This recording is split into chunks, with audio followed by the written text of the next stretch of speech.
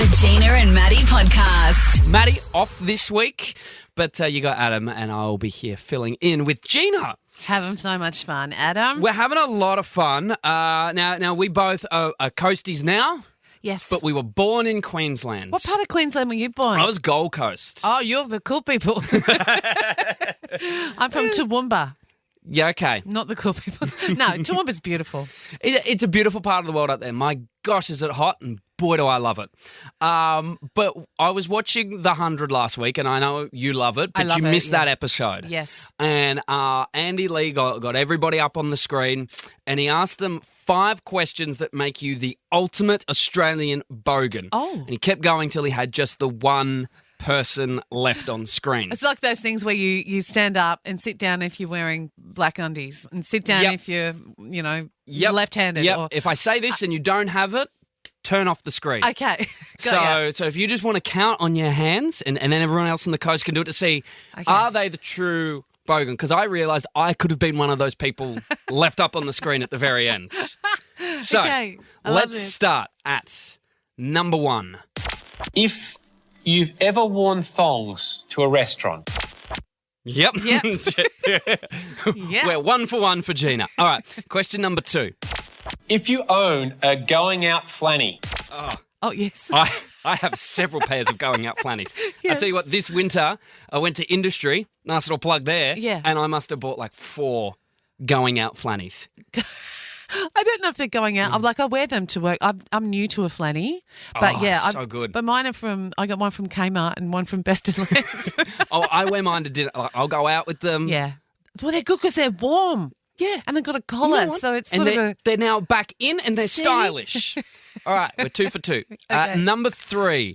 If you've modified your car. Oh, no. I haven't. Have you modified one before though? Nah. Okay. I'm out. You're out there. Well, I'm not a car person. Oh, like put roof racks on, I guess. Did you tint it? We'll say that'll count. A tint counts. Okay. All right. Number 4. If you have a fridge that's only for alcohol. Yes. Yes. And it's the biggest fridge in our house.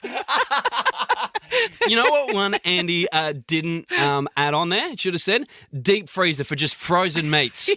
Yes, we grew up with that. Absolutely. Yeah. How good was it? Everyone had the chest freezer. Yes. And you bought cheap, like meat that was on special, and Yeah. you stuck it in the freezer. Yeah, and you never run out. Dinner every night. And sometimes I don't even know if that meat on the bottom was ever used. But That's hey, right. It was there for a it's long frozen. time. Okay, so you've got 4 out of 5. Yes. Last one. Okay. And you not long went to Bali, as I like to call it, ballet. Yes, I did. So let's see if you have this. If you own a bintang singlet. Yes. I knew it. 5 out of 5. Finally, I win something here. Gina, the true bogan Central Coast. Gina and Matty. So the Emmys were on yesterday. Got to see a bit of nice fashion this morning on the news. All the gorgeous dresses held in the LA in the Peacock Theatre. And dad and son duo and stars of the comedy series Schitt's Creek. Love it. One of my all-time favourite shows. They hosted. And look, I thought they did. I only saw bits and pieces, but I think they did the most incredible job. Let's take a listen to what they said in their hilarious opening monologue. Welcome, everybody, to the 76th Emmy Awards, also known as broadcast TV's biggest night for honoring movie stars on streaming services. We're very, very excited to be here tonight. If it goes well tonight, my name is pronounced Levy, not Levy. And if things go south, my name is pronounced Martin Short. You know, I played a lot of dads in my day. Yes, I was a dad in American Pie, I was a dad in Finding Dory, and our show, Schitt's Creek. Sure. But without question, my most rewarding dad role ever has been being your dad.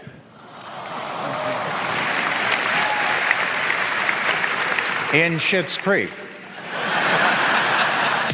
Yeah, they nailed it. They Nailed it. really did. And another comedy duo who have been around for a long time, Steve Martin and Martin Short. Martin Short. Have you seen they've got something on Netflix where you can just watch them do a stand-up together? I've never seen them do stand-up, but You have to watch it. It is one of the funniest things I've ever seen. after watching them in Only Murders in the Building, we saw them at, I watched Father of the Bride.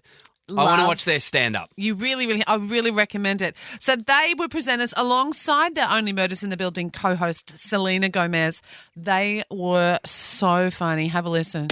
Emmy Awards. What a magical evening it's been trying to remember people's names. And pretending that we've seen their shows. And when I see an actor I don't know, I just say, I loved your scene with Nicole Kidman. And 9 times out of 10, I'm right. And see, let me just say what an honor it is for me to be working with someone who looks like he's fallen and can't get up. And let me say what an honor it is for me to be working with someone who looks like a former women's tennis champion.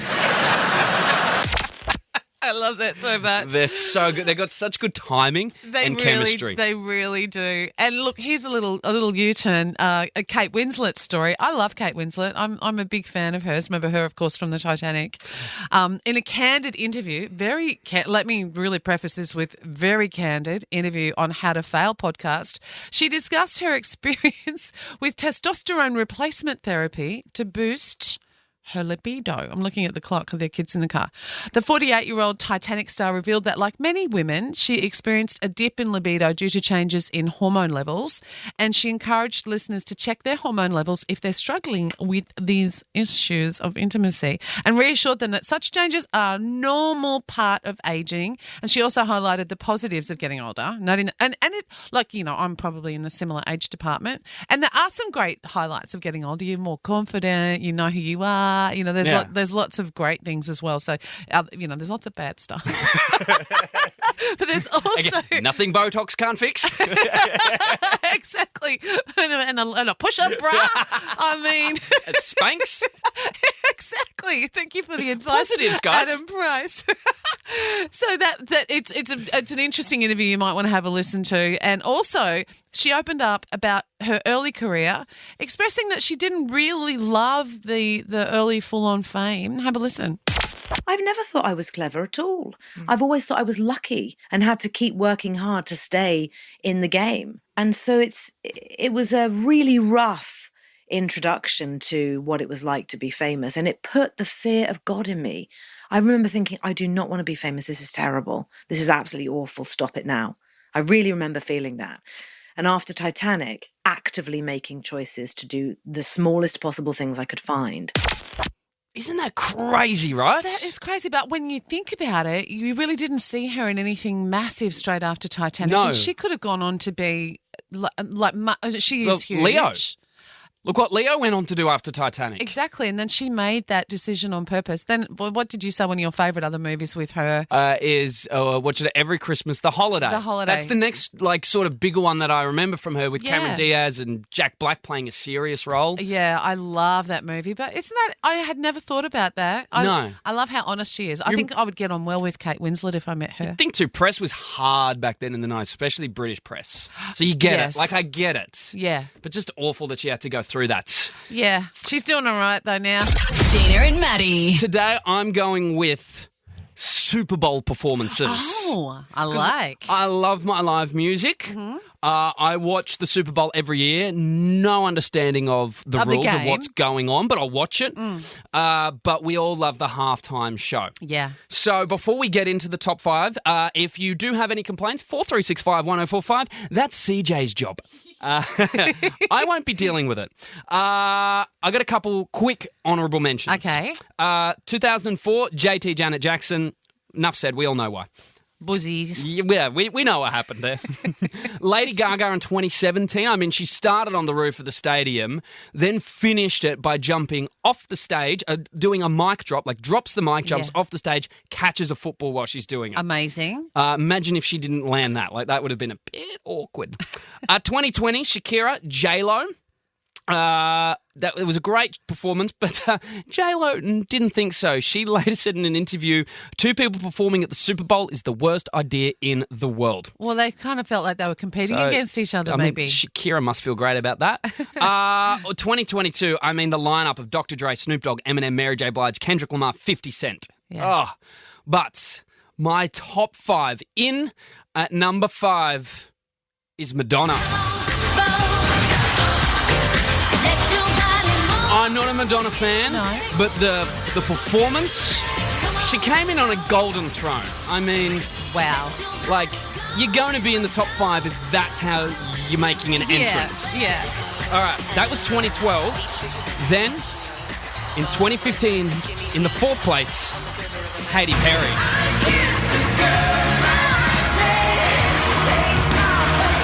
Dancing Shark. Remember the Dancing Left Shark? That was amazing. Again, that makes number 4 just for that. She could have been the worst singer in the world and still would have made my top. Okay, 2013. Yeah.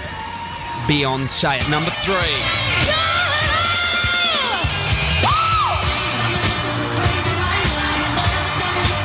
I mean, listen to that. She brought out Destiny's Child. Yeah. Kelly Rowland. And the other one that everybody forgets. Michelle. You got it. All right. I only know it's Michelle from the ad on TV. And I love that she makes fun of herself in that. All right, so then at number 2, pointy ends, it is the guy who kicked it all off, Michael Jackson in 1993.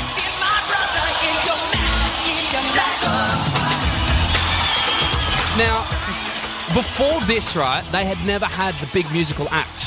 Imagine being there for this. That had marching bands or ice skaters and all of that.